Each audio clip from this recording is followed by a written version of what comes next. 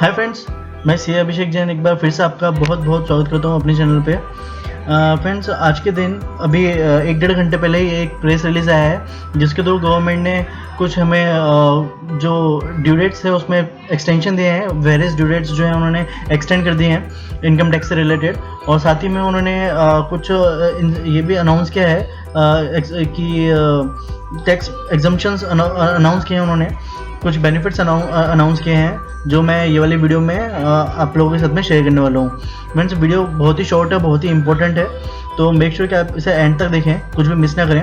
और फ्रेंड्स, यदि अभी आप मेरे चैनल पर नए हैं तो प्लीज़ मेक श्योर कि सब्सक्राइब कर ले चैनल को। मैं इसी तरह की काफ़ी इंपॉर्टेंट वीडियो आपके सामने लाता हूँ, काफ़ी सारे अमेंडमेंट शेयर करता हूँ, और हाउ टू फाइल ITR उसके मैंने सारी वीडियो अभी तक अपलोड कर दी हैं।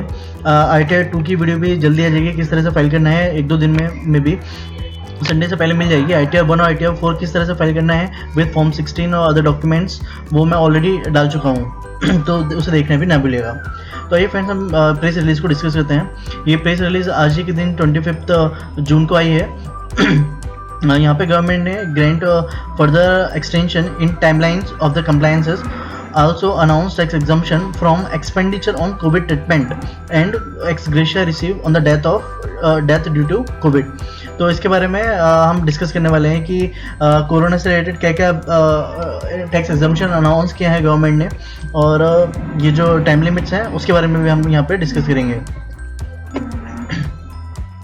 अब सबसे पहले टैक्स एग्जम्पशन कि many tax payer have receive financial help from their employers as well as well wishers for meeting their expenses incurred for treatment of COVID-19. In order to ensure that no income tax liability arise on this account, it has been decided to provide income tax exemption to the amount received by the taxpayer for medical treatment from employer or from any person for treatment of COVID-19 during the financial year 1920 and subsequent year।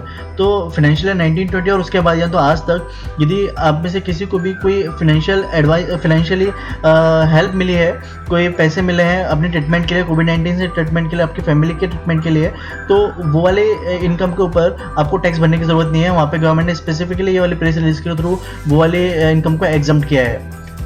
उसकी limit क्या है वो सब हम आगे देखेंगे।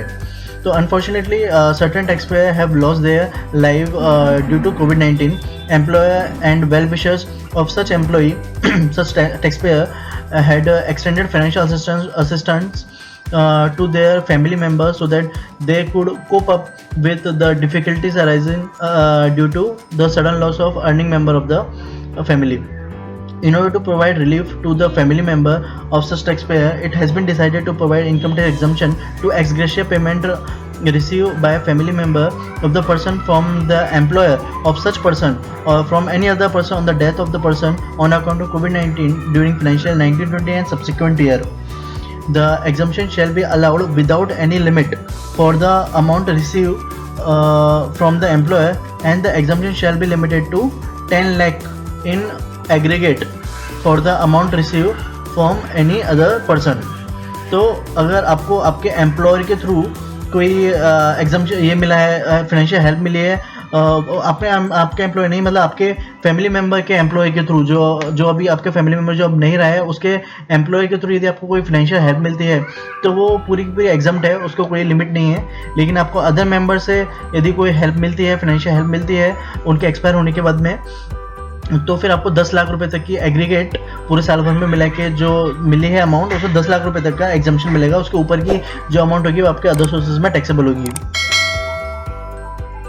ठीक है, अभी हम ये तो था अबाउट कोरोना कि उन्होंने कोरोना के बारे में क्या क्या एग्जम्पशन लाए हैं। यदि एम्प्लॉयर से मिलता है फाइनेंशियल हेल्प, यदि अदर देन एम्प्लॉयर से मिलती है फाइनेंशियल हेल्प, तो उसकी टैक्स ट्रीटमेंट क्या रहेगी, कितना एग्जम्पशन रहेगा, वो सब के बारे में अभी है। हम देखते हैं कि इनकम टैक्स से रिलेटेड क्या क्या टाइमलाइंस हैं जो उन्होंने बढ़ा दिए हैं।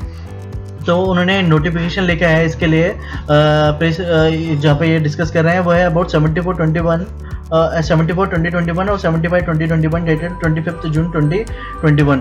तो ये वाले सर्कुलर के हिसाब से उन्होंने ये रिलीफ हमें प्रोवाइड किए हैं। पहला रिलीफ उन्होंने बताया है कि यदि आपका ऑब्जेक्शन डीआरपी से रिलेटेड है, ऑब्जेक्शन टू डीआरपी आपने फाइल किया और असेसिंग ऑफिसर से रिलेटेड है, तो उसमें उन्होंने ड्यू डेट बढ़ा दी है, जिसकी ड्यू डेट 1 जून 2021 और उसके बाद की जो भी ड्यू डेट थी, मतलब 1 जून से तक ख़त्म हो गई हो या फिर 1 जून के बाद में यदि ड्यू डेट खत्म हुई होगी ये वाले साल में, तो वो सारी ड्यू डेट अभी बढ़ा के उन्होंने 31 अगस्त 2021 तक कर दी है। दूसरा है statement of tax deduction of tax, तो टीडीएस का जो स्टेटमेंट रहता है हमारा for the quarter ending fourth quarter of 2021, March का जो टीडीएस रिटर्न है उसके बारे में, which was required to be furnished on before 31 May 2021 under rule 31A of income tax act as extended to 30 June by circular number 9 of 2021। ये circular पहला आया था जिसके थ्रू उन्होंने 30 जून कर दी थी उसकी ड्यू डेट, मई से हटा के जून कर दी थी, उसको फर्दर एक्सटेंड किया गया, मे बी फर्निश्ड ऑन और बिफोर 15 जुलाई 2021। तो उसके लिए और उन्होंने 15 दिन का और पीरियड दे दिया है, अभी 15 दिन और है आपके पास मार्च का टीडीएस रिटर्न फाइल करने के लिए। उसके बाद में है टीडीएस सर्टिफिकेट, यानी तो फॉर्म नंबर 16A, उसके बारे में the certificate of tax deduction deducted at source in form number 16 required to be furnished to the employee by 15 June 2021 under rule 31 of the rule as extended to 15 July 2021 by circular number 9 of 2021। इसके through उसकी due date 15 जून से उन्होंने 15 जुलाई कर दी थी, वो भी further extend कर दी गई है 31 जुलाई 2021 तक। तो आपको अभी फॉर्म 16 जो है, फॉर्म 16A जो है वो 31 जुलाई 2021 तक मिलेगा। तीसरा है ड्यू डेट जो उन्होंने बढ़ाई है वो है about this the statement of income paid और created by the investment fund to its unit holder in form number 64D। जो इन्वेस्टमेंट फंड अपने यूनिट होल्डर्स को फॉर्म नंबर 64D देते थे, हर एक साल में उनको फॉर्म नंबर ये 64D मिलता है, जहाँ पर उनका पूरा इन्वेस्टमेंट की डिटेल होती है, यूनिट होल्डर्स को मिलता है सब। तो वो जो है उनको 15 जून उनके लिए ड्यू डेट थी अंडर रूल 12CB, वो वाली ड्यू डेट बढ़ा के पहले 30 जून कर दी थी और वो अभी फिर से बढ़ा के उन्होंने 15 जुलाई 2021 कर दी है। ऐसी एक 64C नंबर का फॉर्म नंबर भी रहता है जो यूनिट होल्डर्स को ही मिलता है इन्वेस्टमेंट फंड के द्वारा, उसकी भी ड्यू डेट उन्होंने बढ़ा के अभी 31 जुलाई 2021 कर दी है। ये 15 जुलाई की है, 31 जुलाई की है। ये वाला है अभी इम्पोर्टेंट है ये वाला friends.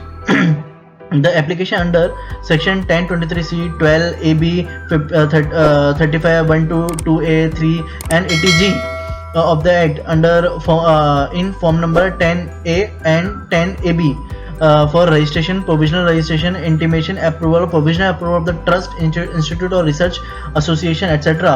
required to be made on or before 30 June 2021 may be made on or before 31st अगस्त 2021। तो ये जो था हमारे ट्रस्ट वगैरह का इस साल से सब उन्होंने कंपलसरी कर दिया था कि आपको फिर से उसको री रजिस्टर करना पड़ेगा, फिर से अप्लाई करना पड़ेगा अगले 5 साल के लिए। आपको वैलिड प्रोविजनल रजिस्ट्रेशन सर्टिफिकेट मिलेगा, प्रोविजनल नंबर मिलेगा इनकम टैक्स वाला। तो वो सबकी ड्यू डेट 30 तारीख लास्ट डेट थी, उससे पहले आप सबको अप्लाई कर देना था, लेकिन अभी उसकी ड्यू डेट बढ़ा के उन्होंने 31 अगस्त कर दिया, सीधा 2 महीने से बढ़ा दिया है, तो ये काफ़ी अच्छा है।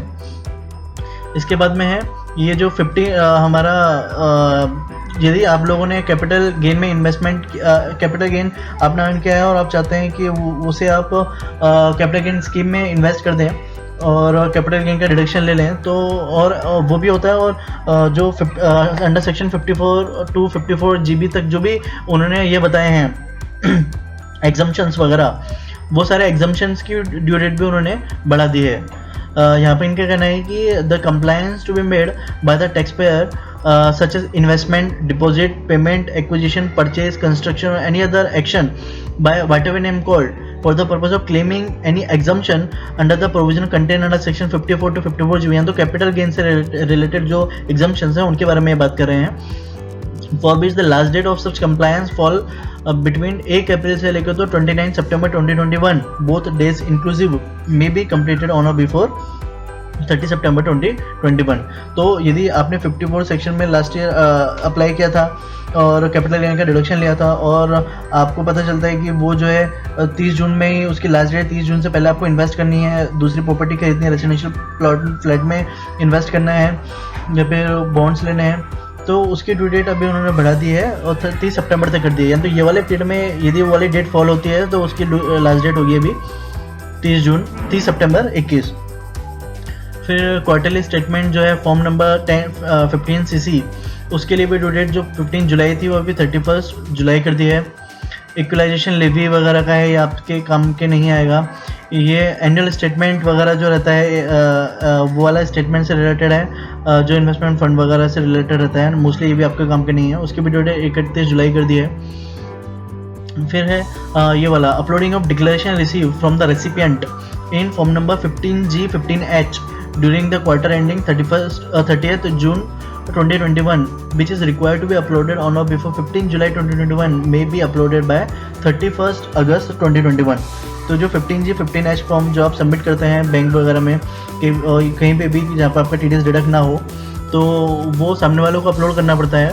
उसकी ड्यू डेट उन्होंने 30 जून से बढ़ा के 30 अगस्त कर दी है। फॉर द क्वार्टर एंडिंग जो था 30 जून वाला, उसके 15 जुलाई से बढ़ा के उन्होंने अगस्त कर दिया 31 अगस्त। फिर है ये वाला है exercising of the option to withdraw pending application. ये इनकम टैक्स वालों के लिए इन्होंने बढ़ा दिया है कि जो पेंडिंग एक्शन को विड्रॉ कर सकते थे, ये वाला ऑप्शन उनके पास में रहता था, तो उसकी ड्यू डेट उन्होंने बढ़ा के 31 जुलाई कर दी है। फिर ये हमारे से रिलेटेड ये वाला है कि आधार और पैन जो लिंकेज है उनकी लास्ट डेट 30 जून थी, वो उन्होंने बढ़ा के 30 सितंबर कर दी है। काफ़ी टाइम से बढ़ रही है और भी बढ़ गई है। अभी नीचे वाले जो है सब ये देखो, ये भी देख लेते हैं। विवाद से विवाद स्कीम वाला जो है उसकी भी उन्होंने 31 अगस्त कर दिया है। फिर है passing of assessment order, income tax officer के लिए असेसमेंट ऑर्डर पास करने की ड्यू डेट जो 30 जून को लास्ट डेट थी, वो बढ़ा के 30 सितंबर कर दिया। उनको 3 महीने की मोहलत दे दी है असेसमेंट ऑर्डर पास करने के लिए। पेनल्टी ऑर्डर पास करने के लिए भी उनको 3 महीने की मोहलत और दे दी है। और इक्वलाइजेशन लेवी रिटर्न फाइल करने के लिए जो है 30 जून से लेकर तो 30 सितंबर वो भी हो गया है। तो फ्रेंड्स काफ़ी सारी ये टाइम लिमिट्स हैं, काफ़ी सारे उन्होंने हमें टाइम लिमिट बढ़ा के दी हैं ये इनकम टैक्स के सर्कुलर के थ्रू। आई होप आपको ये सब क्लियर हो गए होंगे। आपको इनके रिलेटेड कुछ पूछना है तो मुझे आप कमेंट बॉक्स में लिख के बता सकते हैं, मुझे पूछ सकते हैं, मैं उसका रिप्लाई ज़रूर दूंगा। तो friends thank you very much for watching this video. मिलते हैं फिर से। Thank you, bye bye, see you, take care.